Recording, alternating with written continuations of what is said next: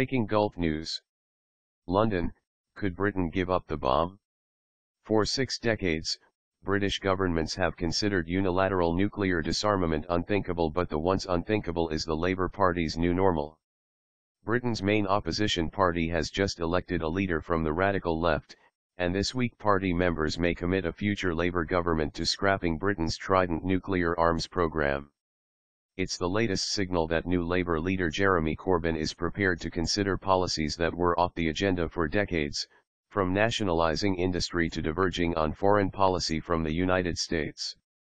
"My views on Trident are very well known," Corbyn said Sunday, as Labour's annual conference opened in the seaside resort of Brighton with a debate on nuclear weapons scheduled for the first time in many years. "I want us to fulfill our obligations under the Nuclear Non-Proliferation Treaty, hence non-renewal of Trident," he said. The conference debate is a victory for anti-nuclear activists like Kate Hudson, Secretary-General of the Campaign for Nuclear Disarmament, who says a vote to scrap nuclear arms would bring Labour policy in line with the needs of the age and of the British people.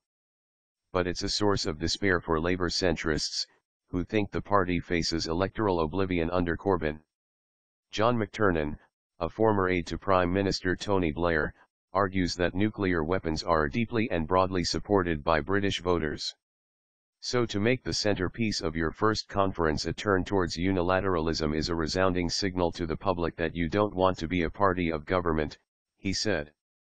The divide between pro- and anti-nuclear forces has long been a fault line in the Labour Party. It was Prime Minister Clement Attlee's Labour government that developed atomic weapons in the years following World War II, making Britain the world's third nuclear-armed state after the United States and the Soviet Union.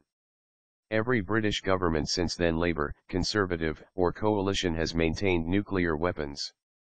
Since the 1990s, Britain's nuclear deterrent has consisted of 4 Royal Navy submarines armed with Trident missiles.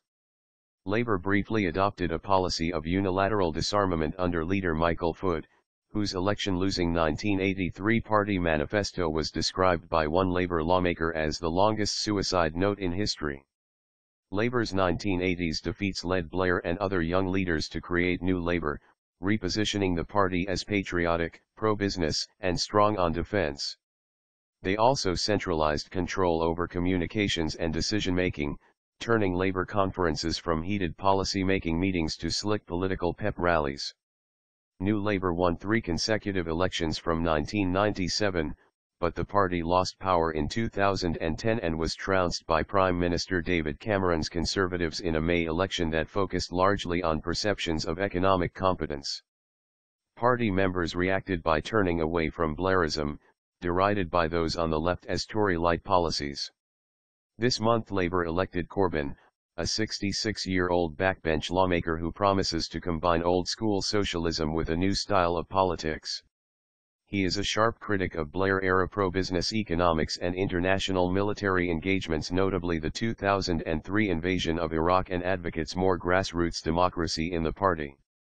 Corbyn has confirmed that if conference delegates vote to scrap Trident, it will become Labour policy. That would commit Labour lawmakers to back disarmament when Parliament decides next year how to replace the aging Trident system, a stance many legislators would find hard to stomach. The outcome of the conference vote is hard to predict. Corbyn is a lifelong opponent of nuclear weapons, but several in his top team disagree. Labour defence spokesman Hilary Benn told the BBC last week that he wanted to see a nuclear-free world, but I don't believe for one second that if Britain were to give up its deterrent, any other of the nuclear states would give theirs up. Trade unions, whose votes carry half the weight at Labour conferences, are also divided, since the defence industry supports thousands of skilled jobs. Richard Whitman, an associate fellow at international affairs think tank Chatham House, said whichever way it goes, the nuclear debate is a tectonic plate moment for Labour. I think the vote outcome is less important than the disagreements it will publicly expose, he said. Defence and security has been an issue that the Labour Party has been very, very keen to keep mainstream, certainly since the 1980s. Corbyn's supporters say the nuclear debate is a chance for Labour to embrace a new kind of radical politics that will draw in disillusioned voters. McTernan and other centrists think it will have the opposite result.